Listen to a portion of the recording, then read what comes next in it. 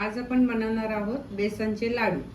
त्याच्यासाठी मी डाळ थोडी 1 किलो थोडी गरम केली आणि चक्कीतून जाडसर दळून आणली। हे 1 किलो बेसन आहे। त्यानंतर पिठी साखर 600 ग्रॅम, 100 ग्रॅम बदाम, 100 ग्रॅम अक्रोड, 100 ग्रॅम काजू, थोडेसे बेदाणे, वेलची पावडर, जायफळ, बारीक रवा 100 ग्रॅम, तूप अर्धा किलो लागतो आणि दूध थोडंसं। आता गॅस लावलाय, त्याच्यावर कढई तापत ठेवले। आता हा बेसन मी भाजणार आहे। आधी मी तूप घालत नाही, कोरडच बेसन भाजणार आहे, कारण तूप घातल्यावर जड जातं हलवायला। आणि मग थोडं थोडं तूप घालून मस्त गुलाबी रंगापर्यंत भाजायचं आहे। तो हे मी 10-15 मिनिटं स्लो गॅसवर जरा भाजून घेतलंय कोरडं। आता मी ह्याचं बाजूला करून त्याच्यात तूप घालणार आहे।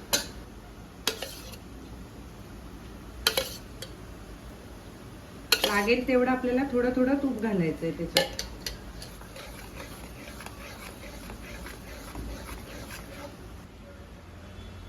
असं थोडं थोडं तूप घालून घ्यायचं।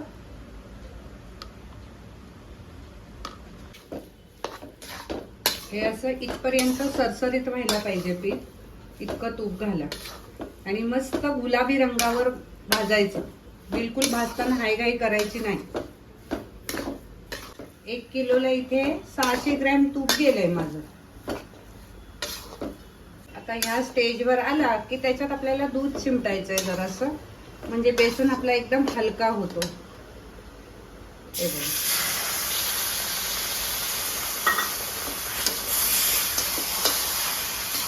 म्हणजे बेसन फुलतो चांगला। असा गुलाबी रंग झाला की तो काढायचा आहे, म्हणजे थोडं तूप गरम असतं म्हणून अजून ते चॉकलेटी होतं। तर ह्याच कढईत तो बारीक रवा भाजणार आहे आणि ड्रायफ्रूट थोड्याशा तुपावर तळून घेणार। 1 किलोला साधारण 100 ग्रॅम रवा घेते बारीक।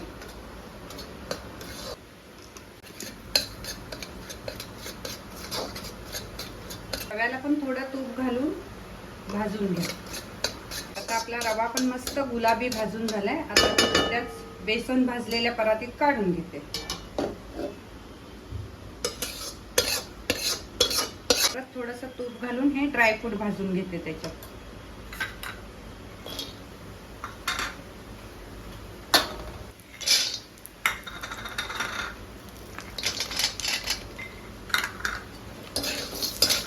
हे मस्त कुरकुरीत भाजून घ्यायचे। मग मिक्सरवर जाडसर पावडर करायची आहे ह्याची।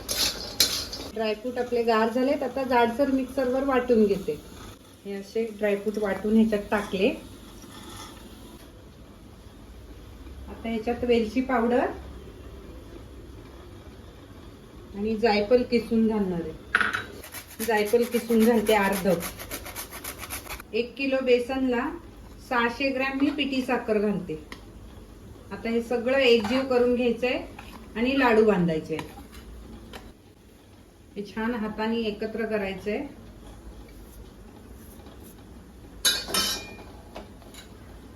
अशा प्रकारे लाडू वळून घ्यायचे।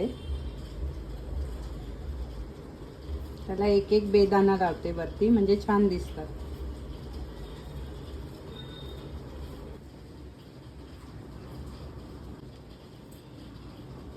अशा प्रकारे आपले बेसनचे लाडू रेडी झालेत। असे तुम्ही करून खाऊन बघा, छान होतात।